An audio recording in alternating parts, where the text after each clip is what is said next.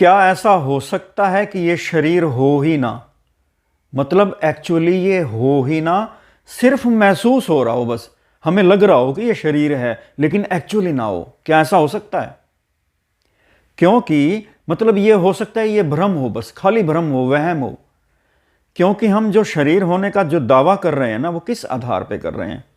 क्योंकि हमें आंखों से दिखाई देता है ये शरीर, त्वचा से हम स्पर्श का एहसास कर सकते हैं, नाक से गंध का एहसास कर सकते हैं, कानों से हम सुन सकते हैं। मतलब शरीर की अनुभूति तो है लेकिन इंद्रियों के वजह से है। अब ये इंद्रियां क्या हैं? देखा जाए तो ये शरीर मिट्टी है, इंद्रियां भी मिट्टी हैं। एक ही मिट्टी से हमें दिखाई दे रहा है, एक ही मिट्टी से हम सूंघ रहे हैं, एक ही मिट्टी से हम स्पर्श का एहसास कर रहे हैं। तो क्या मिट्टी में इतनी ताकत है कि वो खुद महसूस करा दे कुछ? मिट्टी तो बेजान चीज है, इंद्रियां बेजान हुई। आंख, नाक, अगर हम बाहर से देखते हैं कि ये इंद्रियां हैं, ये तो मिट्टी है, बेजान चीज है। अलग अलग जीवों की अलग अलग इंद्रियां होती हैं। तो हम इन इंद्रियों से सिर्फ अपना शरीर ही महसूस नहीं कर रहे, बाहर का संसार भी महसूस कर रहे हैं। तो क्या इंद्रियां इतनी महत्वपूर्ण हैं? देखा जाए तो ये मिट्टी है। तो आज हम ये समझना चाहते हैं कि वास्तव में इंद्रियां हैं क्या, ये शरीर है क्या, क्योंकि इंद्रियों के माध्यम से ही सब कुछ महसूस हो रहा है। तो इन चीज़ों को थोड़ा ठीक से हम तभी समझ पाएंगे कि थोड़ा हम इसको डायाग्राम से समझते हैं। डायाग्राम से हमें ठीक से समझ में आएगा कि ये इंद्रियां हैं क्या असल में।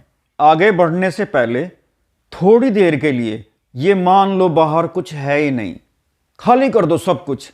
मान लो खाली है, सब कुछ खाली है, कुछ भी नहीं है, कोई जड़ चीज नहीं है।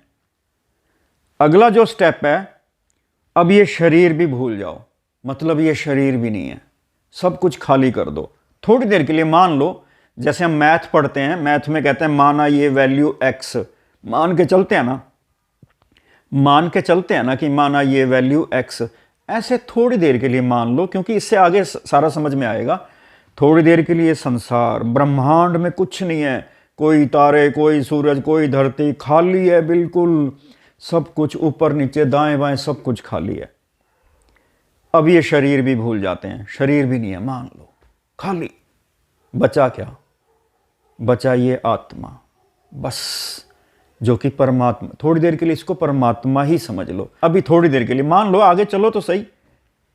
तो अब ये परमात्मा बचा हुआ है, क्योंकि बाहर तो कुछ है ही नहीं, शरीर भी नहीं है, कुछ नहीं है। अब ये परमात्मा है पूरा, ये अस्तित्व जो है ना, परमात्मा बचा हुआ है, और कुछ है ही नहीं।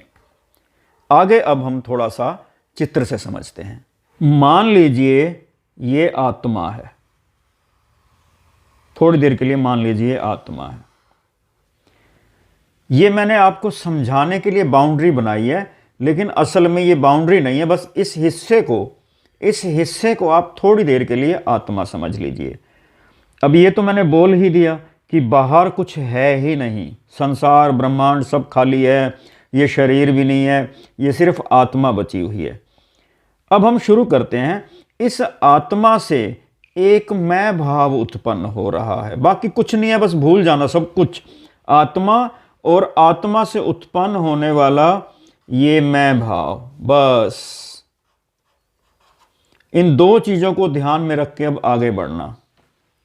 अब ये जो मैंने बाउंड्री बनाई है ना, ये बाउंड्री, ये भी आत्मा ही है।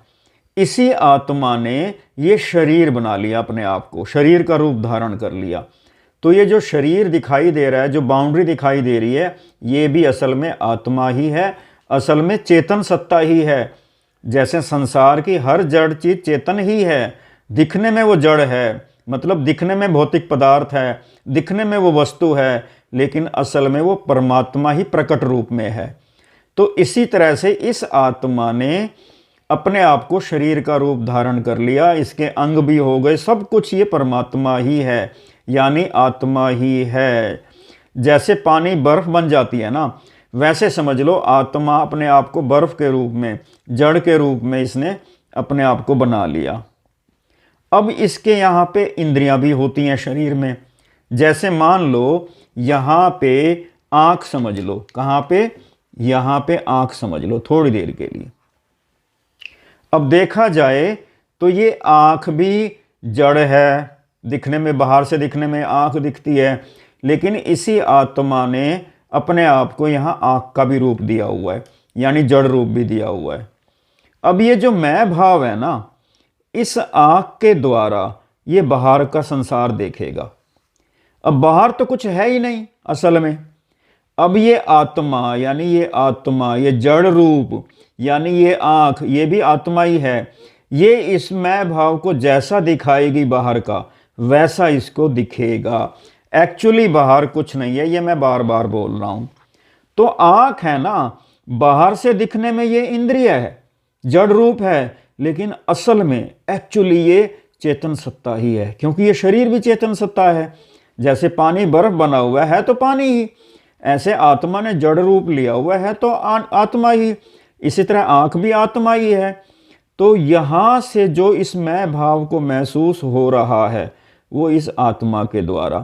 तो इंद्रियां सिर्फ कहने के लिए हैं, असल में ये परमात्मा ही इस मैं भाव को इंद्रियां बन के दिखा रहा है। इसी तरह सिर्फ आँख की बात नहीं है, कान से भी जैसा सुनाई देगा, कान भी इंद्रियां यही, जैसे मान लो ये कान है, ये कान हो गया, तो यहाँ से जैसा ये आत्मा इसको सुनाई देगा, सुनाई की शक्ति देगी, मैं भाव को वैसा ही सुनाई देगा बाहर का। इसी तरह से नाक है, नाक से जैसा ही ये सब आँख, नाक, कान, ये परमात्मा ही, आत्मा ने ही जड़ रूप लिया हुआ है। ये मिट्टी भी जड़, ये मिट्टी दिखने को मिट्टी है ये भी परमात्मा। एक्चुअली संसार की हर चीज़ परमात्मा है, हर जड़ चीज़ परमात्मा ने ही रूप लिया हुआ है।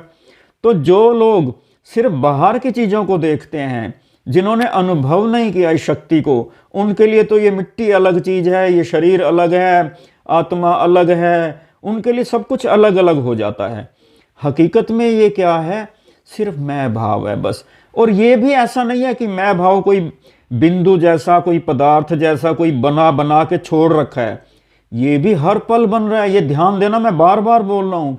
मैं भाव का स्वतंत्र रूप से कोई अस्तित्व नहीं है। ये भी जैसे फूल से खुशबू हर पल उत्पन्न हो रही है, हारमोनियम की आवाज़ से हर पल हारमोनियम की आवाज़ उत्पन्न हो रही है, तो ये मैं भाव भी हर पल नया उत्पन्न हो रहा है।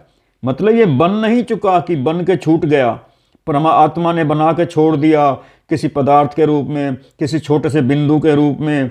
यही सूक्ष्म शरीर है, सब कुछ यही दुख सुख भोगने वाला है, इसी को सारी इंद्रियों के माध्यम से सारा संसार महसूस हो रहा है, यही भ्रम में है। और जो मैं ज्ञान वाली बातें बता रहा हूँ वो भी इस मैं भाव को ज्ञान दिया जाता है।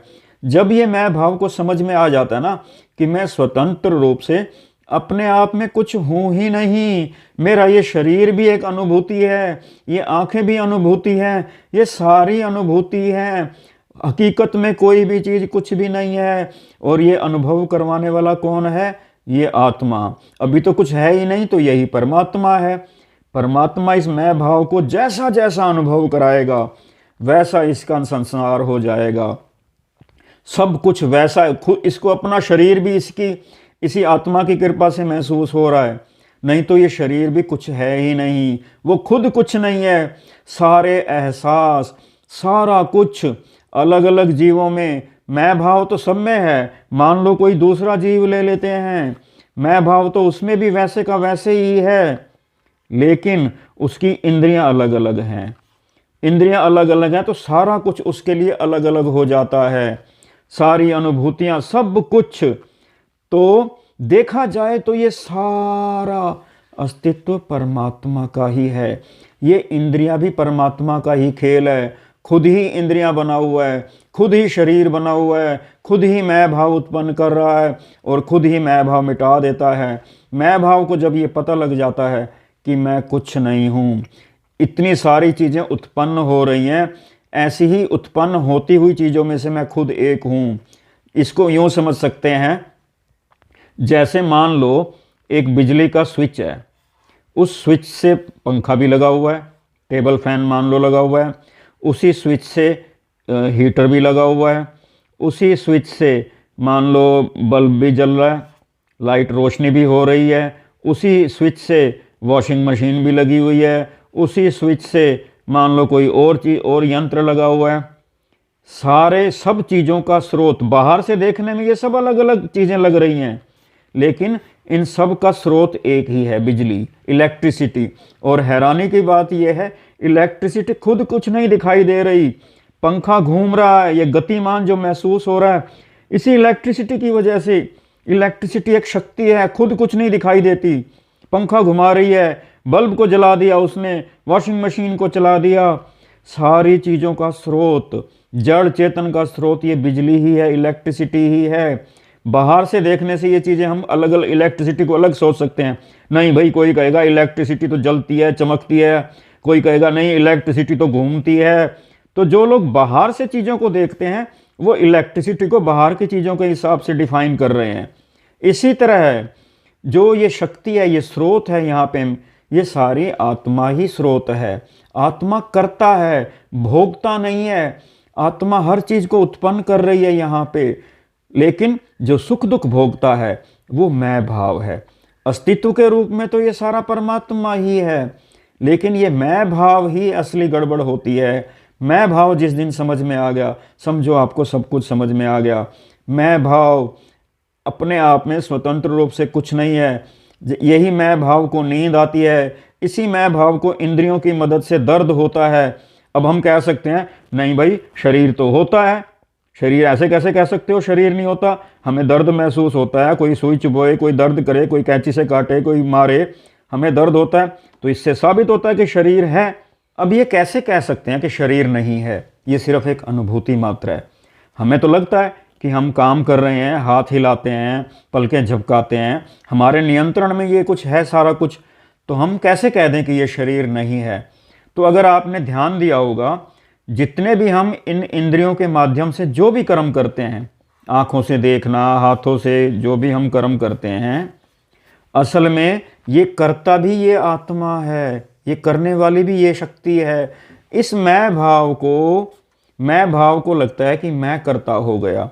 असल में होता क्या है, जैसे मान लो मैंने ये हाथ हिलाना है, तो ये शक्ति, ये आत्मा, ये शरीर, ये खुद ही तो है, ये हाथ हिला देती है। मैं जैसा चाहता है वैसा अगर हाथ हिल गया तो मैं को लगता है कि ये करता मैं हो गया। यानी अगर मैं ये हाथ ऊपर की तरफ करता हूँ, इस मैं भाव की इच्छा तो ये है कि मैं हाथ ऊपर करूँ, और इस आत्मा ने इस हाथ को ऊपर कर दिया, तो मैं भाव को ये भ्रम हो जाता है कि ये हाथ मैंने उठाया। इसी तरह हम जो शरीर के कर्म कर रहे हैं, वास्तविक कर्ता ये आत्मा है।